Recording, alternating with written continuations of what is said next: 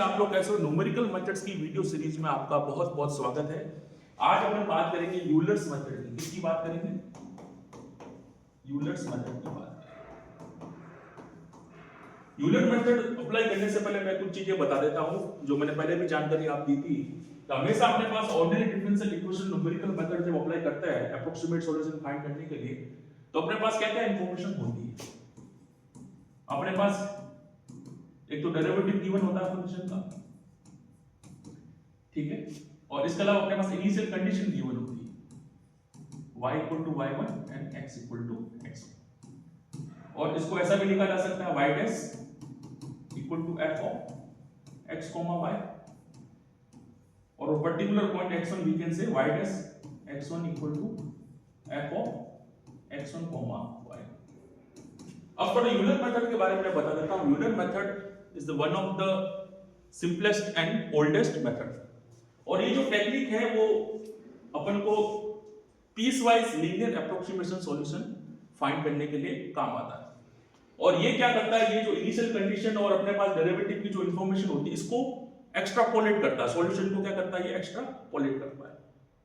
और एक्स्ट्रापोलेट कैसे करता है? स्टेप वाइज साइज से एक्स्ट्रापोलेट करता है। नहीं, क्या करेगा, ये एक पॉइंट अपने पास आ जाएगा तो नेक्स्ट पॉइंट निकालने के लिए अपन बार बार उस कंडीशन को स्टेप वाइज साइज को रिपीट करते हैं। और यहाँ पे स्टेप वाइज साइज है वो h कंसीडर किया जाता है। जैसे अपना पहला पॉइंट अगर x1 हो गया तो नेक्स्ट पॉइंट अपना क्या होगा, x2 x1 प्लस h होगा, और आगे वो चलता रहेगा। तो इस इंफॉर्मेशन से, रिपीटेशन से अपने पास अप्रोक्सीमेट सॉल्यूशन मिलता है। और यूलर मेथड का वर्किंग रूल फाइंड करने के लिए अपन को मीन वैल्यू थ्योरम की जरूरत रहती है। और जैसा कि आप लोग जानते हो, मीन वैल्यू थ्योरम आप लोगों ने पढ़ी भी होगी। Mean value theorem class 11th और 12th में आ जाती है डिफरेंशियल इक्वेशन के अंदर। और मीन वैल्यू थ्योरम क्या कहती है कि अगर कोई भी कर्व कंटिन्यूअस और डिफरेंशिएबल है दो पॉइंट के लिए x1, y1 और लेट्स सपोज x2, y2, तो उस पॉइंट का, उस लाइन का, जो उस पॉइंट, दो पॉइंट को ज्वाइन करेगी, उसका जो स्लोप होगा वो एटलीस्ट उस एक पॉइंट के डेरिवेटिव के बराबर होगा जो उस लाइन पे लाई कर रहा हो उन दो पॉइंट के बीच में आ रहा हो। तो मैं मान लेता हूं कि अपना पॉइंट अपना क्या है, लेट्स सपोज x1, y1 और x2, y2 अपने दो पॉइंट है जो उस कर्व पे लाई कर रहा है, जो अपना फंक्शन गिवन है। और उनके बीच में एक पॉइंट है, मान लीजिए c, d, उसके बीच में कोई पॉइंट है। क्या पॉइंट है अपने पास, c, d। तो इसका जो स्लोप होगा लाइन का वो इसके डेरिवेटिव के बराबर होना चाहिए। ये मीन वैल्यू थ्योरम अपना अपन को कहती है।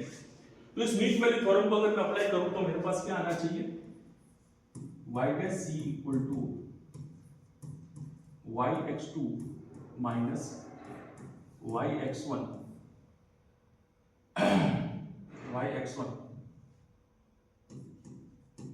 Divided by x2 minus x1 according to mean value theorem. और इस इक्वेशन का अगर ध्यान से देखें तो इक्वेशन के अंदर क्या दे रखा है, y डैश x1 अपने किसके बराबर है, f of x1, y1 as पर इनिशियल कंडीशन। अब यहाँ पे अपन स्टेप वाइज साइज कंसीडर करते हैं। अपन ये कंसीडर करते हैं कि अपना सब्स्टिट्यूशन अपन लगाएंगे स्टेप वाइज साइज पे। अपन ये मान लेते हैं c होगा h के बराबर, c को मान लेते हैं, सॉरी अपन मानेंगे c इक्वल टू x1 और x2 माइनस x1 अपनी स्टेप वाइज साइज होगी h। ये अपना सब्स्टिट्यूशन। अगर ये सब्स्टिट्यूशन में अगर यहाँ पे लगाऊं तो मेरे पास क्या आएगा, जरा ध्यान से देखिए, y डैश c की जगह क्या आ जाएगा अपना x1, y of x2 minus y of x1 divided by x2 minus x1 अपना क्या है, h। या फिर अपन अगर क्रॉस मल्टीप्लाई करें तो अपने पास क्या आएगा, ध्यान से देखिए, क्रॉस मल्टीप्लाई करें क्या आएगा, y of x2 minus y of x1 equal to h into y dash x1। इसको और बेटर तरीके से क्या लिखा जा सकता है, y of x2 equal to y of x1 plus h of y dash x1। और y डैश x1 अपना क्या है, f of x1, y, h into f of x1, y। या फिर इसको ऐसे भी लिखा जा सकता है, y2 equal to y1 plus h of f of x1 comma y1। तो ये अपने पास क्या हुआ, इसको जब अपन ने एक्स्ट्रापोलेट किया और स्टेप वाइज साइज अपन ने कंसीडर की और पीस वाइज लीनियर अप्रोक्सीमेशन अपन ने किया considering the mean value theorem, तो अपन को सेकंड पॉइंट यहां से मिल गया, y2 अपन को मिल गया। तो अपन अब क्या कर सकते हैं, अपन को एक नया स्टार्टिंग पॉइंट अपन को मिल गया, we get new starting point,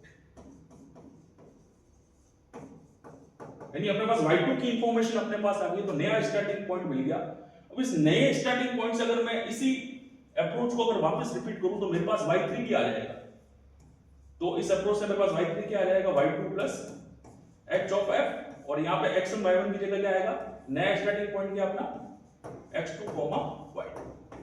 तो इसको मैं बार बार रिपीट करा सकता हूं, तो we will get piecewise linear approximation.